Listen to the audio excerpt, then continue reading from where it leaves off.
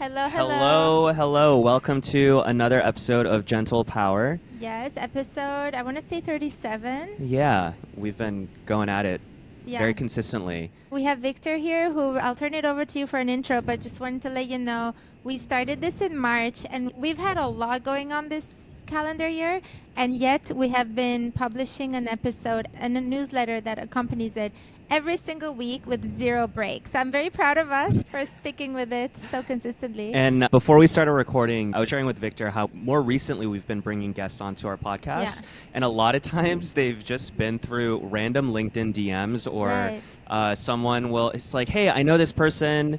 They do negotiations and X, and they'll just intro us, and usually within a couple days we'll get them on We'll the schedule. podcast Yeah. just because we're very eager to talk to them. But Victor, we learned about you through one of our mutual friends. Jane, And shout out to Jane for the intro. yeah, shout out to Jane. And you had shared a post on Instagram that was really interesting, and it was very deep in negotiations in your line of work. Would love to hear first a bit more about yourself, your background, what you do for work, and would love to dive into how you see negotiations appear in your line of work as well.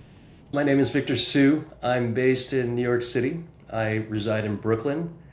My background is I'm kind of at the intersection of Chinese and American. I was born in the US in New Jersey, but immediately after I was born, I moved to Taiwan for 5 years.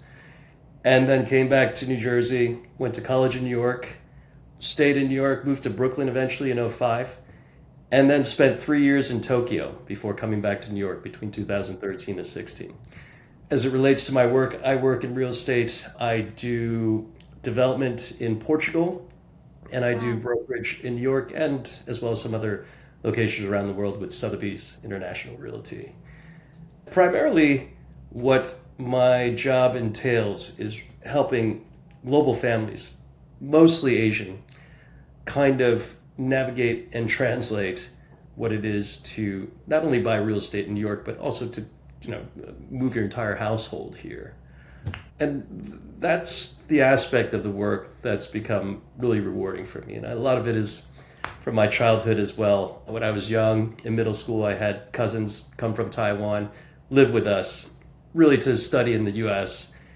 And a lot of it reminds me of that process of helping them acclimate to the US society and understanding the nuances of what it is to be here versus living out there.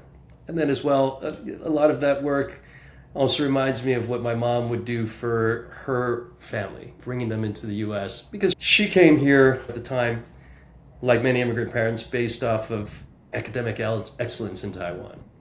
And so she was able to make a living here, make a life for herself, as well as my dad. And so she wanted to do that for family members as well. So a lot of what I do today resonates with what I grew up with. Wow, Wow. that's so beautiful. Yeah, that really resonates with me. With me too. Yeah, because But you go ahead yeah, first. so my parents, they immigrated from Korea right before I was born. So I was born in California, but very classic first generation Asian immigrant parent growing up in the US story. They barely spoke English when they arrived. They left their whole lives in Asia to come to the US for me and my sisters. So I love that you do this work and help families who have been in this situation come to the US and start a new life. If it's not clear from the video, Alex looks very touched right now. Funny enough, this resonates with me as well. I'm an immigrant myself, coming from Albania, but my mom did that for my entire extended family in Albania, from a small town to the capital where most of the Albanian population lives. So she was sort of the force of bringing them to the capital, which makes all the difference in terms of jobs and opportunities and all that. And then me coming here and being welcomed by some family friends here, it means a lot. Like, it's life changing to have that welcoming Sherpa in a way that you and your mom did for others. That is priceless. On a less sentimental note, tell us about, so there must be a lot of negotiations in your line of work. I'm curious about it more broadly, and then specifically the one you posted about on Instagram. And Victor, we have been so excited for this conversation because Since you work in real estate, I mean, you work with people who are buying properties, you probably see people renting, sellers, all these things. The real estate market in San Francisco right now is so hot, and we have a lot of friends. And we ourselves have also been looking as well for new apartments just to get a bigger space. The prices have been on fire recently. And also, I know that in New York, it's really hard to find places, whether you want to buy all these things. And so we have a lot of friends, I believe, who will be very interested in hearing this Yeah. episode, if there are any tips, and also just hearing the behind the scenes of how you think about negotiations, how negotiations tend to unfold as you have helped clients or that you do directly yourself. But yeah, would love to hear very broadly how you are thinking about negotiations as you do your work. Yeah, I mean, I think the entire thing from beginning to end involves negotiation, even with your client. And negotiation, I think it can give you a context or connotation where it's a defensive or offensive attack kind of thing. I think it's not always about that. Sometimes it's just about, okay, how do we get aligned, right? And I think that in and itself requires some nuance to get aligned. And then once you get aligned, then you can really work together really well. So I think it starts there. You meet a new client and you kind of try to understand what they're looking for, first of all, what their circumstances are, and where are the points where my background, being a New Yorker for almost 30 years or being, cross-cultural between Chinese and the US, how can I leverage these things to help them? And that in and of itself, I consider to be some measure of a negotiation. And then you start looking at properties together. Let's say I'm working with a buyer, right? And you start looking at properties together. From the moment, even to the extent of looking at things, and that interaction is to some degree a negotiation. Very nuanced, but how much that impacts the final outcome, it can be on a spectrum, but even that plays into it. And I think with some more astute clients, Jane included, you can notice, okay, they're thinking about these things. How are they presenting their interest in this property? How are they speaking to the broker? What kind of questions are they asking? So that in and of itself is the beginning of it. And then every detail of it. How then I start to engage the listing agent after they've seen the property. How do I, frame these buyers to them? I always want to present them at their best, their financial capability, who they are as people. That's very important to get things framed correctly from the start. So the seller knows, okay, these people are serious, they have the capability, this is what I'm in for. You got to frame it up correctly. And then everything from how many texts you send the other side, how many emails you're sending them, what's the nature of these emails. That all plays into it. And I think in the beginning, it's not, when you first start out in this job as a real estate agent, you're kind of thinking, okay, I'm just moving the process along. It's almost secretarial. It can be secretarial.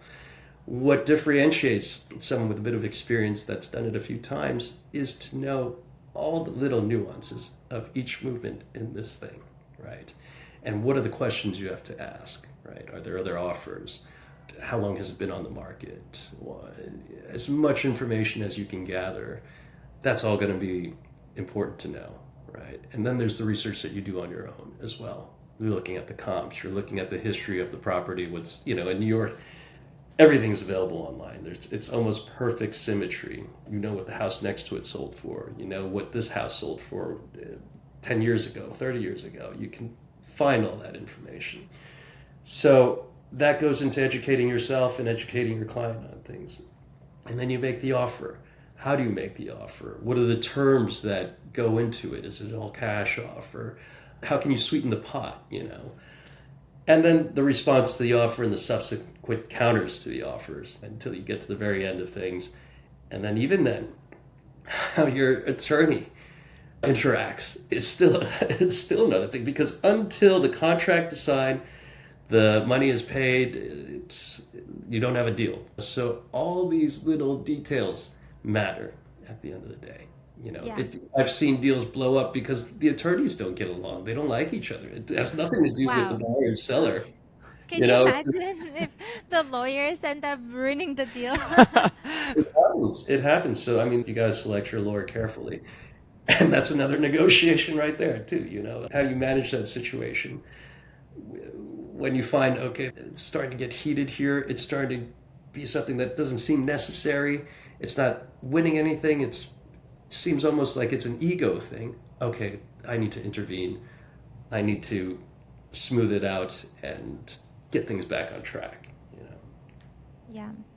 So I would love for us to go into some specific examples. So I remember when I was considering buying a house in Boston, I was working with a rock star agent. He was very, very smart, and I was observing how he worked. And he showed me and my mom a few houses, and he started with a very rundown one.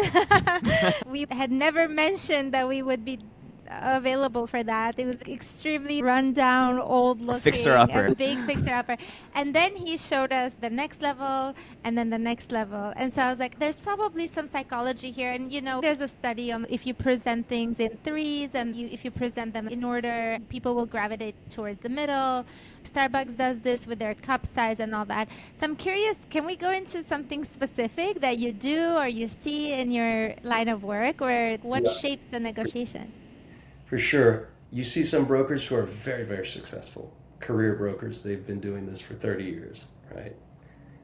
And of course, that's a lot of wisdom that comes with that. But sometimes what you do see, it's not that they're not good at the actual work. They become too good at making the clients do just what they want so that they can earn their commission. And that's something as a client, you've got to somehow trust your gut and be able to suss out.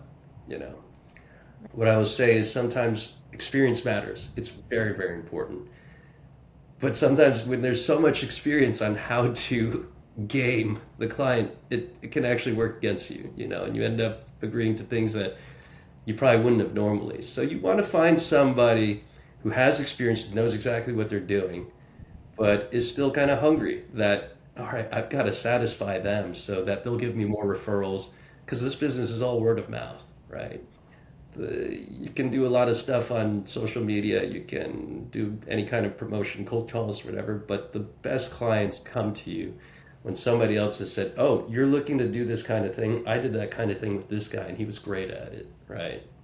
And so that's what you're looking for when you're relatively new to the business, which I'm still relatively new. I'm under 6 years, so Oh, wow. I like to say I'm still at that phase where I really do generally want to help out the clients get what they want and keep that cycle flowing. Yeah. I So, haven't oh, go ahead. I haven't gotten to that point where I'm so clever on how to manipulate just yet. So you don't have to talk about what you do. We can keep that a secret. But can you talk about what you see other people do? It could be the way they position an offer, or I don't know. I'm curious about specific tactics that Yeah. is used in your line of From work. the buyer's perspective or the agent's The perspective? agent, yeah, maybe the agent or the seller. Like I said, the example I had where the way my real estate agent showed me the order of the houses, I think he was nudging me towards the middle one. And that's one sort of almost like a negotiation slash psychology trick. What else do you see in your line of work? And then I'd love to go into the negotiation you posted about on Instagram. Yeah. I mean, this one, I'll give you an example, and I don't think it's terribly egregious because ultimately, look, both sides want something to happen. When you're representing the buyer, they obviously are looking to complete a transaction to purchase something that's going to fulfill them and give them what they're looking for. The seller side, they're looking to exchange an asset for currency, right? And oftentimes, if there's no movement, things just get stalled, right? And then nothing happens, right? So, in some cases, if a buyer is coming in really low, I'm representing this buyer and I'm telling them, hey, this is the price that they're willing to offer at this point. But I do know that they're going to go up later on as long as there's momentum. And, in one case, the other side understood it and said, all right, my seller's not going to take that at all. And he won't even respond to that. But I almost feel like I'm giving magician secrets away. but just tell him this number. I know your buyer's not going to accept it, but at least it keeps things going, you know. And yeah, in the end, it worked, you know. That's not something that I'm so comfortable doing myself, but I've seen something like that happen before, you know, and it works. It works. Yeah. So throwing in some numbers just to keep the interest going, basically. Yeah.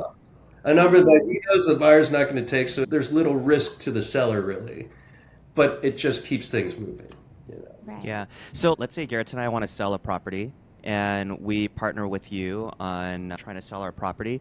What are some things that you have seen sellers do that really smooths out the negotiation or gets buyers very interested? Are there specific Yeah. things that sellers can do? And I would love to hear from the buyer's perspective how they can negotiate to get like the best deal as well. Yeah. But from the seller's perspective first, like let's say we're trying to sell a property, what are some things that we can do to make sure that we do well in this sale? Negotiation. Yeah, and feel free to say, I've heard that this is, if you don't want to share your own secrets, you can say what you've seen.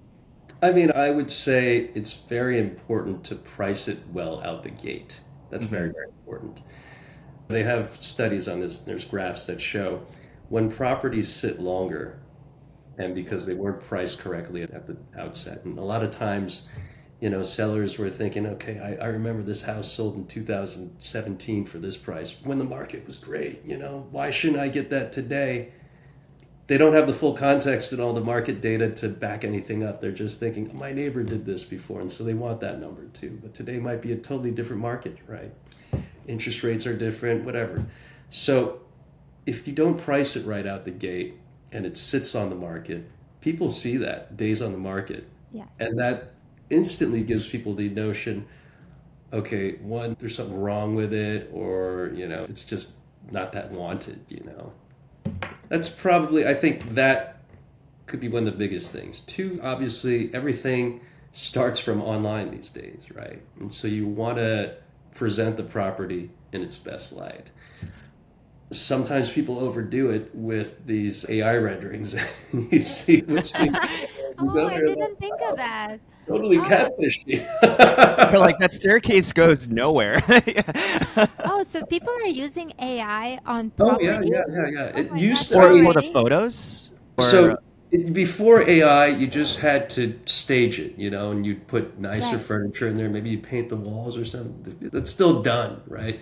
But more and more these days, you'll see, and you know, when you get used to seeing it, you'll see directly. That's a Chat GPT straight up render because it Wow. looks Oh the my same. God. You get to recognize it, or that's a more professionally done one by somebody that they hired.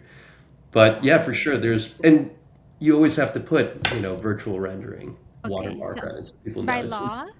there. I don't know if it's a law. I think it is actually required, but you do actually see sometimes, and you can tell. At least I can tell. This is a render. There's nobody saying it's a render, and that becomes a little problematic because eventually you're gonna have to look at the place too, right? But how you present it online is very important because that's the first point of contact. And you want people to have that emotional connection. You don't want people to come there and see like this is somebody else's house with their whole vibe. You want to be able to have them come there and feel like, yeah, I can see myself here. You know, this is it can't be too.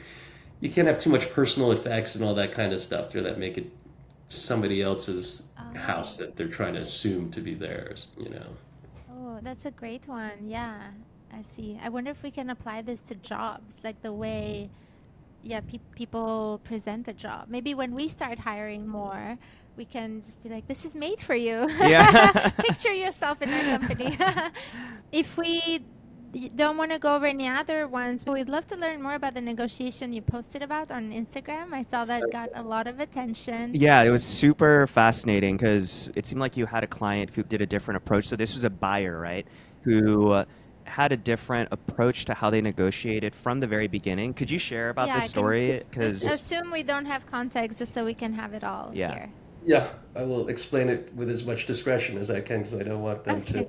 of course, Of course. They were buyers that came into New York, didn't know anything about New York, really had limited exposure to the US in general, had some real estate holdings outside of China, but really was going in blind. But they really knew what they wanted. They really wanted a townhouse. I don't know how they had come to that conclusion that townhouse was the thing. And we looked at a number of different things. We looked at condos and co-ops, townhouses, but they were really primed on a townhouse. And they really wanted to be next to Central Park. So they had heard about Central Park as well, and they knew this was a thing of value, right? So we looked at a few different assets, and what really struck me about their approach that was atypical from what I'm used to dealing with buyers. You know, the typical buyer will look at something, and even if they're interested, they kind of want to hide it because they feel like if I exhibit interest, then it's going to be harder for me to negotiate, right? The seller's going to know I'm hot on this thing, and they're going to take me for all that I have. Or they're just very exploratory at first. You know, they don't make offers. They're kind of like very cautious about the whole thing, right? And these guys came in. First, they didn't know exactly what they wanted, so I think they had that to their advantage. But they were making offers left and right, you know, but real lowball offers. Wow. Mm. What are we talking about? How Very big? Chinese style, which is, you know, ever since I started going to China as a kid, and my mom would say, hey, if you're going to buy those pants, you have to start at 50% off. That's exactly how they went into it. They started 50% off. So this is an asset that was townhouse that was asking 11.9 million, and their opening offer was 6 million. And that was pretty bold. I've had some, you know, bold clients before, but I was like, man, I'm going to get laughed out of the room here, but let me present this correctly, you know? And I came to realize that's part of my job, you know, take something that from the seller's perspective is real ugly, and I've got to place a nice face on it, right? And so what does that mean? First, I had to kind of preface it to the sellers and say, listen, these are buyers from China. And because I have that cultural understanding, I'm able to kind of translate for them. Not only am I translating from the buyer's side, I have to translate to the seller's side and say, look, and the seller was Itzhak Perlman. He's the #2 violinist in the world, you know. Wow. He's had 7 presidents dine in that townhouse before, so it's not a nobody as well. And Wow. so I told him, look, they're from China. If you want to deal with them, you've got to have some patience. You've got to understand they're going to start low, but we're going to work them up together. And express to that side that I am of both cultures. I have compassion for what you're trying to do, which is sell this house for the best price you can get for your client. And I've also representing my side of things on the buyer's side. So it's almost an emotional link that I have to create with the seller's side. That's very important. They have to trust me and know that I also want to get a deal done just like them. That's, you know, the name of the game. But this is the context with which this is going to operate, right? And so they came in with this 6 million offer. And of course, the seller side was not happy with it. But I said, look, this is going to not be like your typical negotiation. It's probably going to be maybe 7 or 8 rounds. You know, it can go deep. I'm willing to do it. I have the patience to do this. If you have the patience to do this, and I will steward this through with you, right? And so their approach was kind of different in that they showed extreme enthusiasm. Almost like absurdly enthusiastic, asking so many questions about every facet of the house, every facet of even the sellers. They didn't even know who the guy was, you know. But I think it did give them some sense of provenance there that, okay, this is a house of success, and they like that. So tons of questions, tons of wanted to go back a number of times. So totally threw that whole notion of don't show interest out the window, showed extreme interest. But then lowball them And like came at with a 50%. And if you think about it, it's brilliant, right? Yes. Because a lot of times when you're dealing with a seller, they're also really excited to have a buyer, you know. And I think for them, if they can sense that the buyer is excited, it's meaningful as well, right? They're probably used to buyers being super cool and trying not to show emotion or whatever. And so that's something new. And then coming in with this, but with the preface that, okay, this is just standard Chinese way of doing things, right? And it was not easy, and it did take several rounds. I think all in all, it took 6 weeks, which actually isn't a crazy amount of time, Hmm. but so many processes in between. I mean, there were moments where the counter offer was increased from our side by 20,000, you know. Six And there million were, and 20,000. Yeah. it got like that. And I just had to, they were, on the seller side, they were kind of annoyed too. There are times they want to walk away from things, but the buyer was just persistent. He knew he wanted this thing. And he just did, even when they didn't really respond. If they didn't respond for like a week, I think that's when he had me come back and do the 20,000. But bit by bit, he just had persistence. He knew that's what he wanted. And eventually it got to the point where the seller was like, look, I don't even want to sell to this guy. He had his whole family come in. His son's from California and say, hey, do you want this thing? And they're like, Dad, no, we don't want to manage a townhouse from the other side of the country. And ultimately it came down to that. And it was the persistence on the buyer's side. And, that really got the deal to a close. Note that this townhouse originally was asking 17.4 million in 2022. And I Wow. think he'd even gotten offers back then, but he didn't take it. And so Wow. by 2024, I had reduced it to 11.9, and then we came in and closed it out at the end at 8.18. So it was Mm. Wow. over 30% discount there. And I have to say, from my perspective, it was rewarding because I love negotiating. Every Nice. home I bought, I've negotiated. And so when I can do it for somebody else and do it effectively, yeah, it's very rewarding. There's something like you get a rush of dopamine from that. For sure. I mean, that's why we do this full time. Yeah. So in this case, and I guess we can start going into tips if you are a buyer. Let's say if you want to buy a property, do you recommend this approach? Show a lot of enthusiasm, persistence Persistence. right out the gate, but 50%. yeah, coming in with pretty like hard, aggressively lower numbers, or what have you seen work? Or do you think this was a unique case because of the culture difference, and then you were the person in the middle, being able to smooth things out and show a lot of collaboration on each point, even though they're far apart? How do you recommend buyers should approach things, or what are some very useful tips there? I mean, on the most successful negotiations I've done, when I look back at it and look at kind of the arc of how it happened, what I come to notice, there were a lot of factors that made it work, right? One, the relationship I have with my clients, we're aligned, we're on the same page, we know how each other think, and I know how to execute well on their behalf because the communication is strong. Even though my Chinese is not perfect, I'm able to get the essence of what they're trying to achieve. Two, this is an asset that had been on the market for quite some time, and he had already lowered the price on his own. So he had some fatigue there as well, right? And so that becomes a good target to approach. And granted, he made offers on many different properties. There's some that just, no way, not interested at all. Don't even want to continue talking to you. And then some where I'm just like, really? I'm super surprised that at that level you're still entertaining this kind of offer. Right. We looked at some stuff on Billionaires Row too, and I just real off the cuff would make an offer there, and I'm like, I'm gonna get laughed out of the room again. And surprise, surprise, they came back and entertained it. So Wow. it just shows if you don't make an offer, you're never gonna know, right? And an Right. offer is not binding.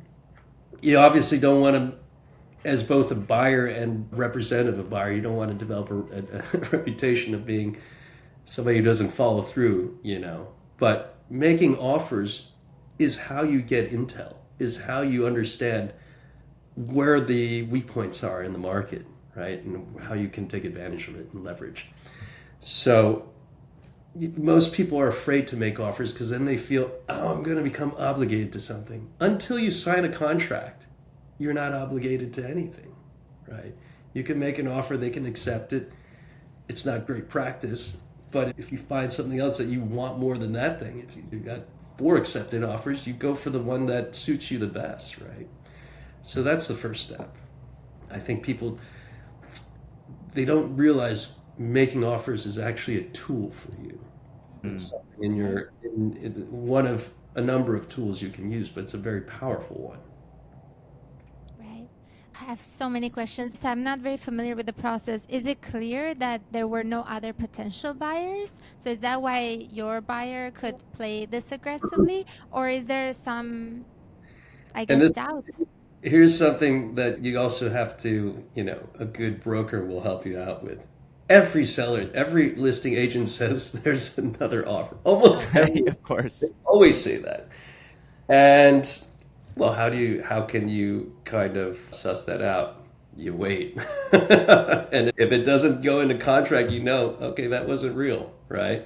So that's one way of figuring that. And then once you know that, okay, we're the only one in the game here. We have all the leverage, We have all right? the leverage. So you wait, and then how does that become apparent? What if they just disappear? They sold it. Or that's a risk you're taking, I guess. That's a risk you're taking, but in that case, you didn't want to pay that price anyway, right? Right. Mm. Right. So if somebody else is willing to pay it, you weren't willing to pay. You definitely weren't willing to pay that price point. Fine, let that guy take it. Right. Yeah. And then you also, so you mentioned, for example, that the buyer who was working with you, he would say, "Can you go up like by 20K?" Do you feel comfortable, or what was your thinking in this? Like, were you trying to educate him on like, "Hey, this is not how this usually goes"? It's a little bit of both. And, what I love about this, every client is a little bit different, and they're all, at certain levels, they're all very, even just some buying small things. They're generally successful people in their own fields, and I can learn a thing or two from them too. So I have my sense of how this should play out, the cadence and what have you. But I also want to learn from them as well. They didn't get to where they are by being stupid, right? And also, learning from a Chinese buyer is very interesting to me too, because there's certain things that resonate with me. Like, yeah, that's actually something my mom would do, Or it kind of reminds you of your own background. So Yeah. I love it. I love to kind of bring all my expertise and wisdom to it, but also listen to their ideas. And for sure, there's certain times where I'm like, wow, that's not going to get you anywhere. And I'll explain it to them. But sometimes if you have a good connection, if you have a good communication and you really believe you're both working towards the same thing, there's a high level of trust, right? Right. And that's very important. You got to trust that your broker is acting on your behalf. And so, I could try to push him up and push him up and push him up, but that's not how he wanted this to go. And actually what he's told other clients is Victor would execute for me what other brokers were unwilling to do. And I pride myself on that. That makes me happy to hear that as well. That I can differentiate myself in that way. Yeah. Oh, that's beautiful. Yeah, I love that. Yeah. So, Victor, do you only work on buying, selling properties, or do you also help clients with rentals? Or Asking for a friend. yeah, asking for two specific friends. Yeah. Well, I'm just curious. I'm sure you, at the very least, have familiarity with it. What are some tips you have for people who are looking to rent in a super hot market? Because In San Francisco, just in general. yeah, yeah. Okay. Like, how should they go about it? What are some things they should keep in mind as they are looking for a place, and if they find a place they really like, how to go about that process? First things first, you got to have all your documents in order. Your tax returns, that. pay stubs, all that stuff. Because you want to be able to act quickly. If you're in a tight market, like New York can be sometimes you see there's lines to see apartments. You got to really be competitive. You got to make sure that all your stuff is together real quick. That if you want to, make an offer on the spot, you've got everything lined up. Because sometimes it takes some time to pull all that stuff together, and that can lose you the window of opportunity, right? Probably something that's often overlooked, and it's hard because it depends on when your lease ends, whatever. But at least in New York, this might not be the case where it's warm all the time where you guys are, but in New York, Like right now, if I could show you outside, it's horrible outside. Oh, Nobody wants to we lived rent. in Boston I lived Yes. in Boston for 11 years. We know bad Yeah, weather, we know yes. the East Coast weather. Yeah, I mean, in wintertime, nobody wants to rent. Nobody wants to go out and look at properties when it's snowing or rainy and terrible outside. So that's a great time because your competition is low. Landlords are a bit desperate, right? And you can really negotiate stronger during this time. So the kind of macro conditions of it really play into your favor or can make you line up and have to have all your documents ready. And the good thing is they're usually like a 12 or 13 month lease or something like that. So if you do it in the wintertime once, you'll do that every year, right? And another thing you can do is say, hey, I'll do a longer lease, 13 or 14 months. Yes. Then you ask for concessions on other things. I don't want to pay for amenities. I don't want to pay for the pool fee. Throw in the storage and the bike room, things like that. And then a lot of times you have and these oftentimes they're offered by the landlord, 14 months and get 2 months free, something like that. Right. That's often the case. And you see that more, in the wintertime when things are rough. I'm curious because we have seen properties give concession. Like, how do you, as a renter looking for a place, how do you ask for concessions in a very competitive market? Is it just there are fewer opportunities for that, or is there a certain way of approaching that conversation that is more likely to get the landlord to agree? What have you seen work? I usually want the client to have two that they really like, right? And put in there, spend the $20 and do the application. Get your application approved by both. And then start asking for concessions on both sides. Oh, And then Oh, okay. yeah, and get say, another offer is what he's saying. Yeah. Because we do job offer negotiations, so we always say get another offer. yeah, you shop it around, and you say, hey, look, this building is offering me this. Can you match that? Because I like this about you, but I like that about them more. That's the truth. It's not a game. It's very honest, right? You're qualified to live in both places. They both would be happy to take your money. Okay, what can you do for me, right? And then you can even be very specific.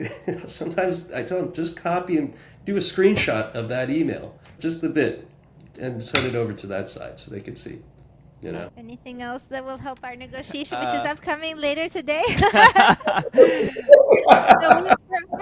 This was a very this is timely very timely. conversation, And Vic. for context, I also love negotiating, Victor. And when we first moved here, I negotiated a luxury building so hard. We were paying 30% less than market. I put in 2 months of work into that. Yeah. So I want to see how low we can go. And we were, yeah. Yeah, it's Yeah. rent It's- is a it's huge fun. expense these days. Yeah. I mean, in New York, it's crazy. I'm sure out there it's the same. Oh, yeah. So it's good. if you can kind of mitigate that expense to any degree, Yeah.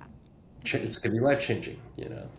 Yeah, and we can wrap up soon, but I was just curious with your negotiation with the aggressive buyer.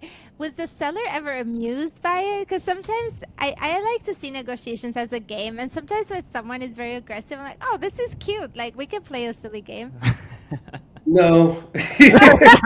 They're just like, who is this guy? I would get calls like, Victor, you. Look, I like you, Victor. I like you, Victor. This is not against you. Cursing. And No. Afterwards, we became friends, and I think he respected that I had the patience about it and I had like my charisma and whatever. He even asked me to join his team. Oh, wow. But As a violinist? no, this is the agent on the other side. Oh, okay. okay. But I think if you could walk away from it, even if it was a tough negotiation and the person still respects you as a person at the end of the day, as a fellow broker, that's nice, And you feel like, okay, I didn't leave on such bad terms. Even though I got the clients $3 million off of it.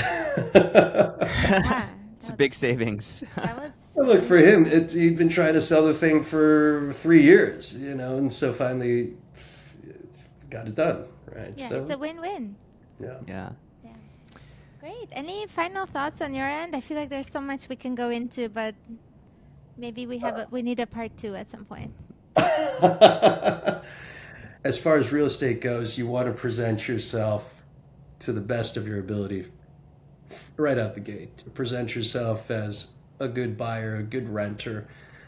And a lot of people just don't realize that part of it, you know, having the right documents from the get-go, showing that, okay, this isn't your first rodeo, that you know what they're looking for. It's not going to be some ambiguities that you're going to try to hide behind or play behind. I think those all help your case. And then just play the long game. Play the long game. And I think that's a cultural difference as well. You know, it's digital versus analog and nuance versus bluntness. That all plays into it. And I've learned a lot from watching Chinese people do business over the years and how they manage things. And so for me, it's just when I feel like I'm most utilized using my skills, not just that, the cultural side of it, and my knowledge of being here in America and being here in New York, all the value I can provide someone, when I feel like I'm fully maximized as a broker or an agent, that's when I feel the best about my work. That's Awesome. beautiful. That's a great note to wrap it up. Yeah, on. and absolutely love that we had this conversation and really love the work that you do, especially helping immigrants succeed in a very foreign environment and just you helping bridge that gap that, at least on a personal level, that really does resonate so much with me. And Me too. thank you for the work that you're doing.